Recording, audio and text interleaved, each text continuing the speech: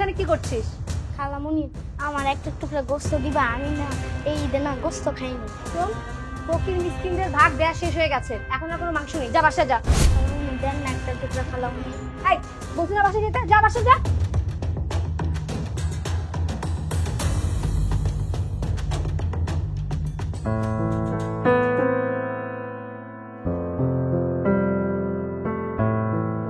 মা, আজকে সবাই গরুর গোস্ত খাইতাছে, আমার গরুর গোস্ত কই? বাবজান, আমরা তো কোরবানি দেই নাই, গরুর গোস্ত কই পাব? মা, আমি কিছু জানি না, তুমি আমার লাগি গরুর গোস্ত আইনা দাও।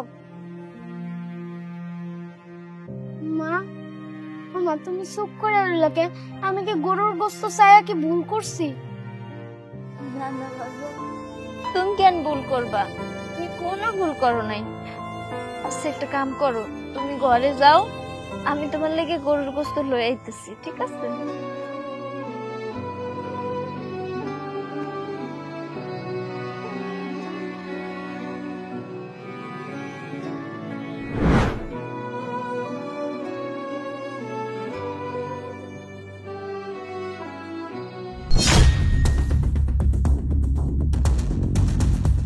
কি রে তুই এখানে? বোন কেমন আছিস তুই? আমি ভালো আছি, কিন্তু তুই এখানে কি করছিস? কিছুক্ষণ আগেই তো ছেলে আসলো, এখন আবার তুই? শোন, গরিব মিসকিনদের ভাগ দেয়া হয়ে গেছে, তোর ছেলেকে সেটা বলে দিয়েছে, আবার তুই এসেছিস? বোন রে, আজকে গরিব বইলে তুই আমার এত অপমান করতেছিস। বিশ্বাস কর, আমি এখানে নিজের জন্য আই নাই, পোলারা সকাল থেকে খালি কান্দাকাটি করতেছে একটু গরুর গোস্ত খাওয়ানোর লেগে। আমি তো কোরবানি দেই নাই, গরুর গোস্ত কই পাবো? শুনলাম তোরা নাকি অনেক বড় একটা গরু কোরবানি দিছস, অনেক গোস্ত হইছে।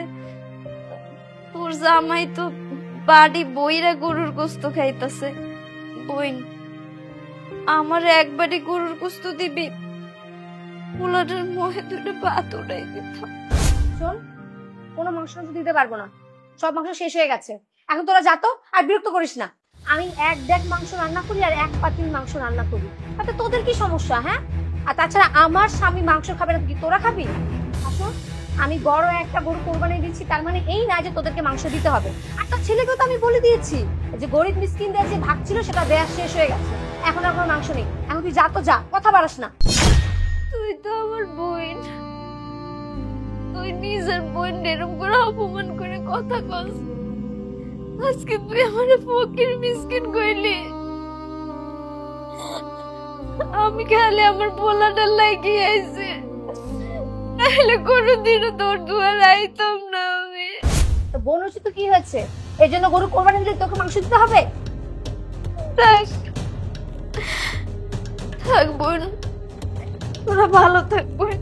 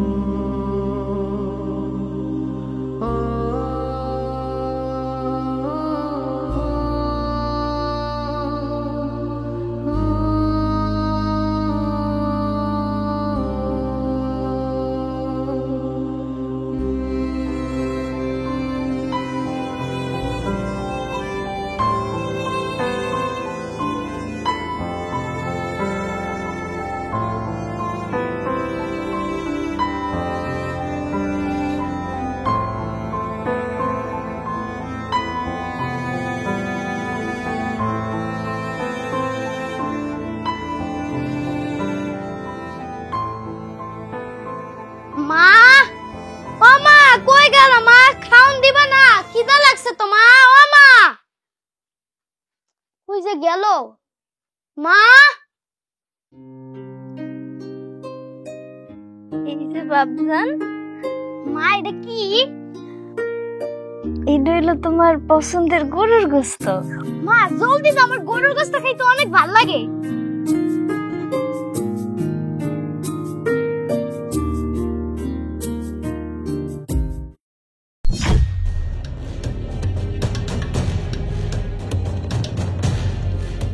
মা, এটা কি? এটা তো তেল আর খালি চর্বি। বাবজান, আজকে এটারে গরুর গোশত মনে করে খাইলো। কি করবো কও? তোমার মায়া তো অবাকি, তোমার মুখে যে এক পিস গরুর গোশত তুইলা দিবে ক্ষমতা নাই। বাবজান, কাইন্দো না, তুমি চিন্তা করো না, আমি তোমার কয়দিন পরে গরুর গোশত কিনা খাবো, ঠিক আছে?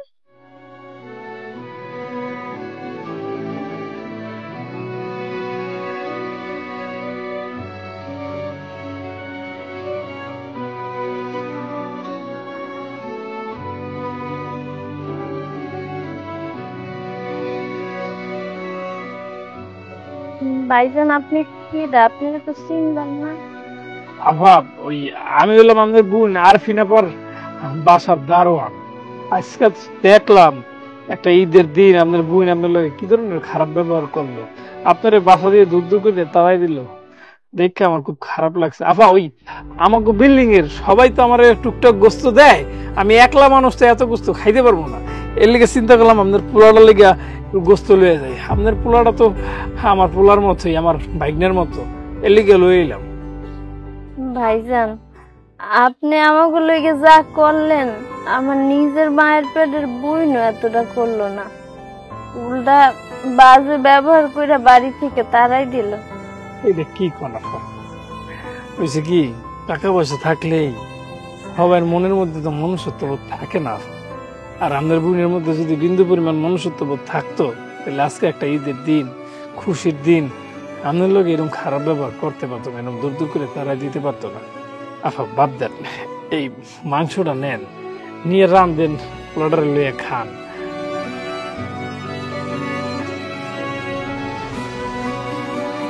কি করবো ভাইজান, এখন সব সহ্য হয়ে গেছে। আমার বোন জামাইয়ের মেলা টাকা, আর আমার বিয়ে হয়েছে এরকম গরিব জায়গায়। ভালোই আছিলাম আমরা, জামাই বউ আমার পোলাটারে লইয়া। জামাইটা কয়েক বছর আগে মরে গেছে। এই মরে যাওয়ার পরে মা পোলার এত কষ্ট, খাইয়া না খাইয়া দিন কাটাইতে হয়। আফা, হ্যাঁ, আপনার কথাবার্তা আজকে সকালে হইলেই বুঝতে পারছি যে আপনি কষ্টে আছেন, আপনি খুব বেশি এটা ভালো নাই, তো কষ্ট নিয়েন না। আফা, দেখবেন একদিন আপনারও দিন ফেরবে, আল্লাহ আপনার দিকে মুখ তুললে তাকাইবে, আপনিও ভালো থাকবেন। এইগুলো নিয়ে আর হতাশা হইয়েন না।